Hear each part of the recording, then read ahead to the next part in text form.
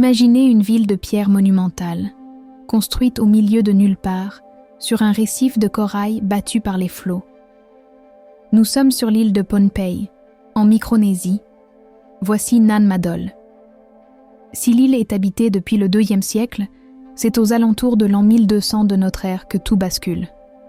À l'époque où l'Europe érige ses grandes cathédrales gothiques, une mystérieuse dynastie, les Sodler, entreprend ici un chantier qui défie encore aujourd'hui toute logique archéologique. Nan Madol n'est pas une simple ruine. C'est un complexe de 92 îles artificielles reliées par des canaux. Pour bâtir ce labyrinthe, les constructeurs ont déplacé et empilé des colonnes de basalte noir, pesant entre 5 et 50 tonnes chacune. Au total, on estime que la cité contient 250 millions de tonnes de roches. Le mystère ? Les habitants de l'époque n'avaient ni outils en métal pour tailler la pierre, ni poulies, ni roues, ni bêtes de somme. Les carrières se trouvent de l'autre côté de l'île, séparées du site par des kilomètres de jungle et d'eau. Comment ont-ils transporté ces colosses sans que leurs embarcations ne sombrent ? Face à l'impossible, la tradition orale des locaux propose une explication fascinante. La légende raconte que 2 frères sorciers, Olosopa et Olosipa, seraient arrivés sur un grand canoë. Grâce à des rituels puissants, ils auraient invoqué la force des dieux pour faire léviter les pierres. Les colonnes de basalte auraient alors volé à travers les airs, comme des oiseaux, pour venir s'emboîter parfaitement les unes sur les autres.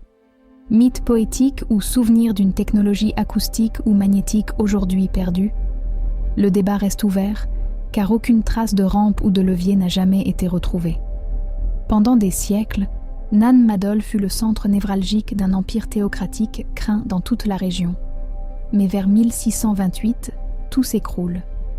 Le guerrier légendaire Isokellekel envahit l'île et renverse le dernier tyran Sodler. La cité perd alors son statut et commence à s'enfoncer dans l'oubli. Le monde moderne n'en entendra parler qu'en 1828, lorsqu'un marin irlandais naufragé, James O'Connell, tombe sur ces murs cyclopéens avec stupéfaction.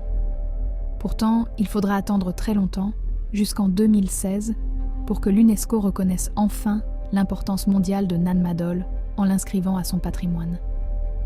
Aujourd'hui, Nan Madol est menacée par la montée des eaux et la végétation. Elle emportera peut-être ses secrets avec elle. Alors, qu'en pensez-vous ? S'agit-il d'un génie d'ingénierie humaine dont nous avons perdu le secret ? Ou les légendes sur la lévitation cachent-elles une vérité plus profonde ? Dites-le moi en commentaire, vos théories m'intéressent. Et si ce mystère vous a plu, abonnez-vous.